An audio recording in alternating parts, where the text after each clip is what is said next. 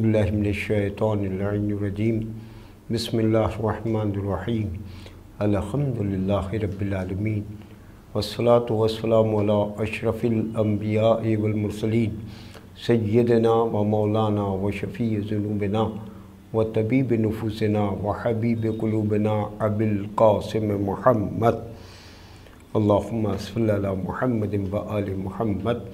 وعلى أهل بيته الطيبين الطاهرين المعصومين المظلومين ولعنة الله على أعدائهم أجمعين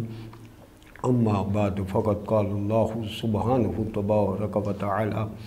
في كتابه المبين وهو أصدق الصادقين وقوله الحق بسم الله الرحمن الرحيم هو الذي بعث في الأميين رسولا منهم يتلو عليهم آياته وَيُزَكِّيهِمْ وَيُعَلِّمُهُمُ الْكِتَابَ وَالْحِكْمَةَ وَإِنْ كَانُوا مِنْ قَبْلُ لَفِي ضَلَالٍ مُبِينٍ اللہم صلی علی محمد و آل محمد۔ ناظرین کرام، جیسا کہ آپ کے علم میں ہے کہ یہ ہفتہ وحدت چل رہا ہے، یعنی جس میں 12 تاریخ کو ربیع الاول کی بعض ہمارے بھائی رسول خدا صلی اللہ علیہ وآلہ وسلم کی ولادت کی تاریخ مانتے ہیں، اور بعض لوگ 17 ربیع الاول کو جناب رسول خدا کی ولادت کی تاریخ مانتے ہیں، اور شاید اسی مناسبت سے مرحوم آیت اللہ روح اللہ موسوی خمینی صاحب نے اس درمیان کو ان تاریخوں کو 12 سے 17 تک کے ہفتہ وحدت قرار دیا، یعنی اس ہفتے میں ہم اور آپ کھل کے جناب رسول خدا کی ولادت کا جشن منا سکیں، عید میلاد النبی منا سکیں، ان کی ولادت کی مناسبت سے جتنی خوشیاں منا سکتے ہیں وہ منا سکیں۔ اسی خوشیوں کی مناسبت سے میں اپنی جانب سے حسینی چینل کے تمام اراکین کی جانب سے آپ سب کو ولادت باسعادت کی مبارکباد پیش کرتا ہوں، اور اپنے ان بھائیوں کو جو 17 ربیع الاول کو جناب رسول خدا کی ولادت باسعادت مانتے ہیں اور خوشیاں مناتے ہیں، ان کو جناب رسول خدا کے ساتھ ساتھ امام جعفر صادق علیہ السلام کی بھی ولادت کی خوشی کی مبارکباد پیش کرتا ہوں اپنی جانب سے بھی اور حسینی چینل کے تمام اراکین کی جانب سے۔ دیکھیے، یہ ایک مطلب اللہ کی طرف سے گویا ایک اہتمام ہے کہ جب جناب رسول خدا کی ولادت ہوئی اس دن ایک دوسرے معصوم کی ولادت بھی ہے، یعنی جناب رسول خدا کی ولادت اور چھٹے امام جعفر صادق علیہ السلام کی ولادت، اور دوسری طرف جب آپ کی وفات کی تاریخ ہے یعنی 28 صفر، اس دن امام حسن علیہ السلام کی وفات کی تاریخ ہے، اور اہل سنت حضرات یا ہمارے دوسرے بھائی جو مسلمان ہیں وہ 12 تاریخ کو ہی ولادت اور 12 تاریخ کو ہی وفات کی تاریخ مناتے ہیں۔ بہرحال اس بحث میں نہ جاتے ہوئے بنیادی چیز یہ ہے کہ سورہ جمعہ کی آیت نمبر 2 میں یہ ہے کہ هو الذی بعث فی الامیین رسولا منہم یتلو علیہم آیاتہ ویزکیہم ویعلمہم الکتاب والحکمہ وَإِنْ كَانُوا مِنْ قَبْلُ لَفِي ضَلَالٍ مُبِينٍ پہ ہم لوگوں کو گفتگو کرنا ہے، اور ایک پیغام اس آیہ کریمہ کے حوالے سے یا سورہ آل عمران میں آئی ہوئی آیہ کریمہ، یہ سورہ جمعہ اور سورہ آل عمران میں ملتا ہے کہ اِذْ بَعَثَ فِيهِمْ رَسُولٌ مِّنْهُمْ يَتْلُو عَلَيْهِمْ آيَاتِهِ وَيُزَكِّيهِمْ وَيُعَلِّمُهُمُ الْكِتَابَ وَالْحِكْمَةَ وَإِنْ كَانُوا مِنْ قَبْلُ لَفِي ضَلَالٍ مُبِينٍ، جس آیت کی ابتدا ہوتی ہے لَقَدْ كَانَ عَلَى الْمُؤْمِنِينَ، تو مومنین کے اوپر لَقَدْ كَانَ مَنَّ اللَّهُ عَلَى الْمُؤْمِنِينَ، یقیناً اللہ نے مومنین کے اوپر احسان کیا ہے، اذ بعث فیہم رسولا منہم، جب اس نے اپنے رسول کو انہی لوگوں میں سے مبعوث کیا ہے جو آیات الہی کی تلاوت کرتا ہے، جو تزکیہ نفس کرتا ہے، جو کتاب اور حکمت کی تعلیم دیتا ہے۔ تو یہ دو آیے کریمہ سورہ آل عمران اور سورہ جمعہ میں ہم لوگوں کو ملتی ہیں، جس میں جناب رسول کے مبعوث ہونے کی بات کہی گئی ہے۔ اور خاص بات یہ ہے ان کانوا من قبل لفی ضلال مبین، یعنی ایسے ماحول میں، ایسے گروہ میں، ایسے لوگوں کے بیچ رسول کو مبعوث کیا گیا ہے جہاں پہ لوگ کھلی ہوئی گمراہی میں تھے۔ اور کھلی ہوئی گمراہی اس طرح سے ثابت ہوتی ہے کہ لوٹ مار عام تھی، لوگوں کو دھوکہ دینا عام تھا، بے ایمانی عام تھی، بچیوں کو جلا دینا عام تھا، انہیں زندہ دفن کر دینا عام تھا، نیچ اونچ، چھوٹا بڑا، غریب امیر، کالا گورا، اس طرح کی برائیاں جناب رسول خدا کے زمانے میں موجود تھیں۔ اور جب اس زمانے کی تاریخ کو پڑھا جاتا ہے تو عربی ادب کے لحاظ سے وہی دور جاہلیت کہلاتا ہے، یعنی ہر طرح کی خرابیاں، برائیاں وہاں پہ موجود تھیں۔ جناب رسول خدا پہ کوڑا پھینکا جا رہا ہے، جناب رسول خدا کے لیے کانٹے بچھائے جا رہے ہیں، ان کے اوپر پتھر مارے جا رہے ہیں، لوگ انہیں کچھ کا کچھ کہہ رہے ہیں اور یہ سمجھ رہے ہیں کہ شاید یہ اپنی شہرت کے لیے، اپنے نام کے لیے اپنے کو رسول کہہ رہے ہیں اور اپنے خدا کی بات کر رہے ہیں۔ تو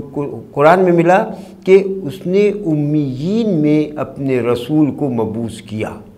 اس لیے مبعوث کیا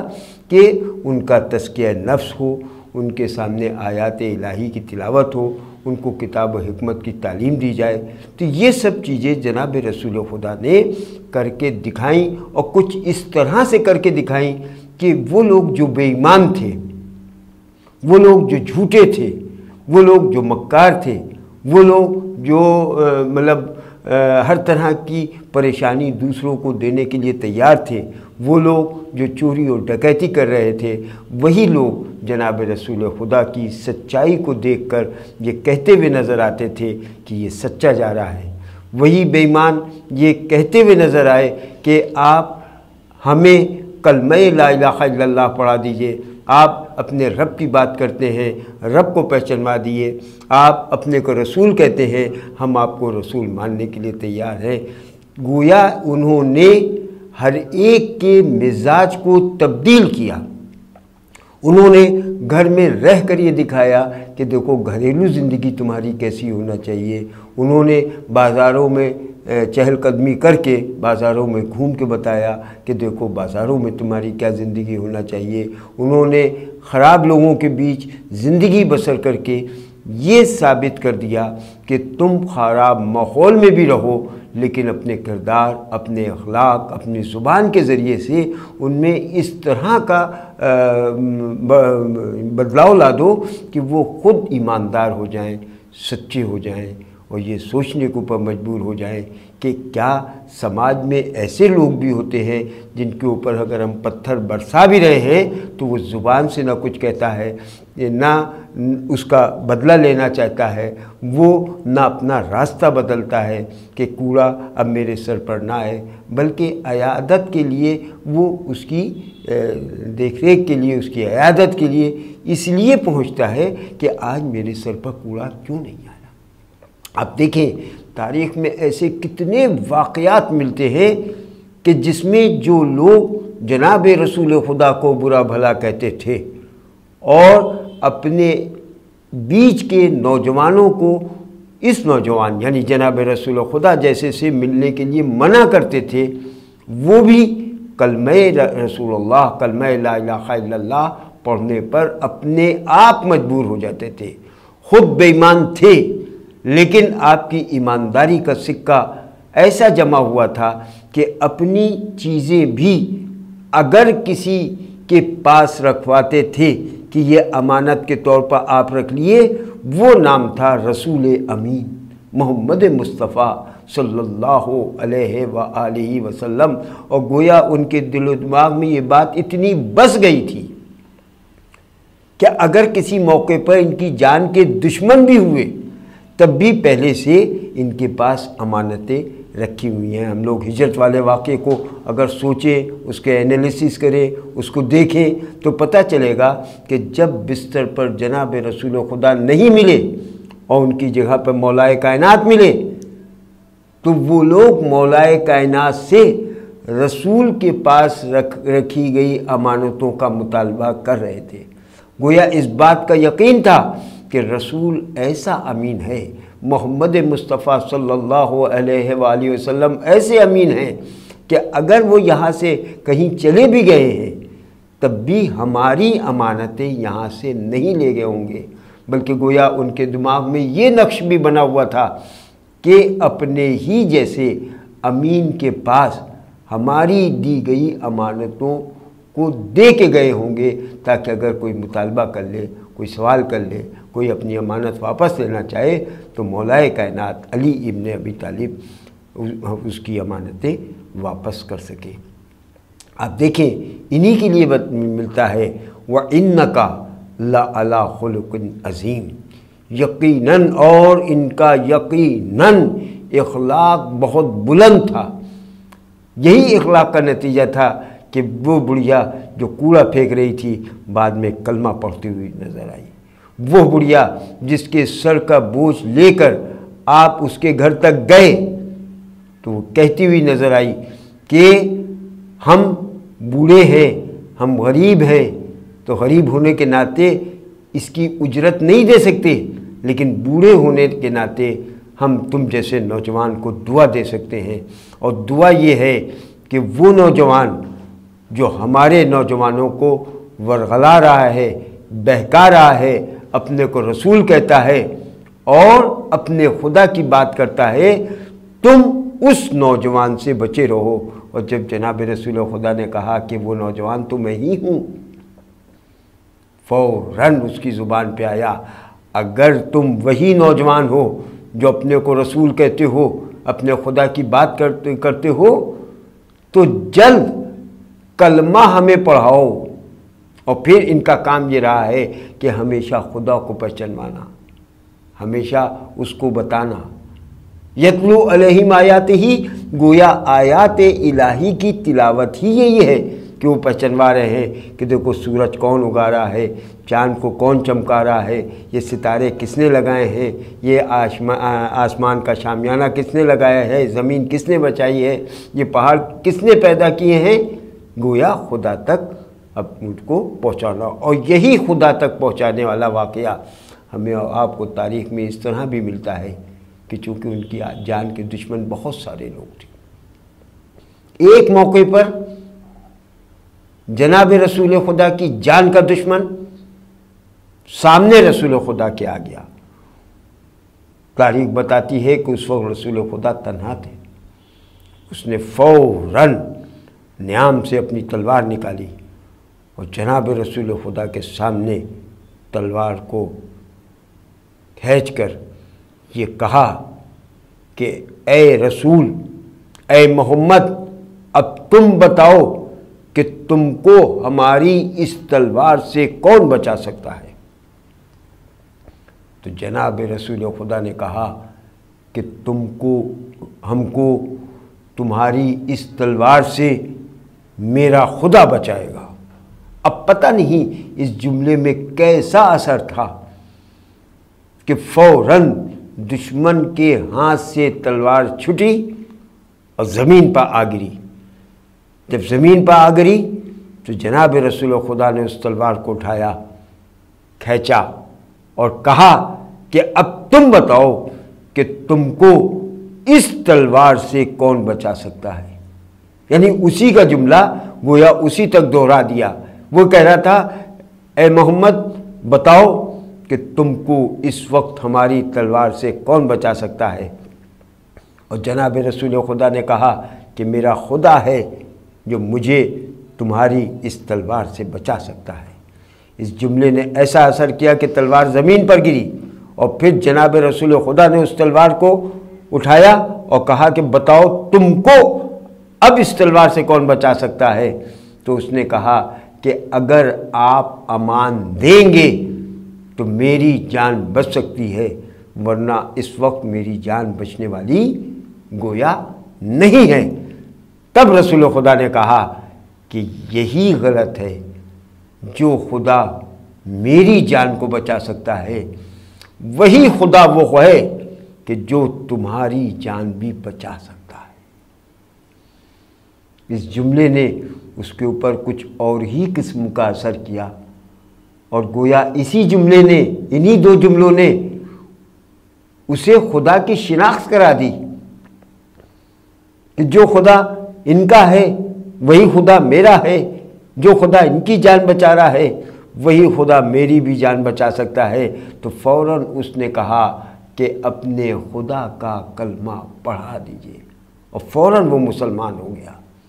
کیوں؟ اس لیے کہ ایک ہی خدا ہے جو ان کی بھی جان بچا سکتا ہے، میری بھی جان۔ تو پتہ یہ چلا کہ آپ نے اپنے اخلاق، اپنے کردار، اپنی زبان کے ذریعے سے کچھ اس طرح سے تبدیلیاں پیدا کی کہ کالے و گورے کا فرق ختم ہو گیا، امیر و غریب کا فرق ختم ہو گیا، غلام و آقا کا فرق ختم ہو گیا، زندہ بچیاں دفن کی جا رہی تھیں، جلائی جا رہی تھیں، وہ سب ختم ہو گیا، لوٹ مار پہلے سے کم ہو گئی، بےایمانی، ڈکیتی، چوری پہلے سے کم ہو گئی۔ اور یہ ایسا امین ہے جس نے خدیجہ کی تجارت میں حصہ لیا اور اس کے بعد ان کی تجارت کو آگے تک بڑھایا۔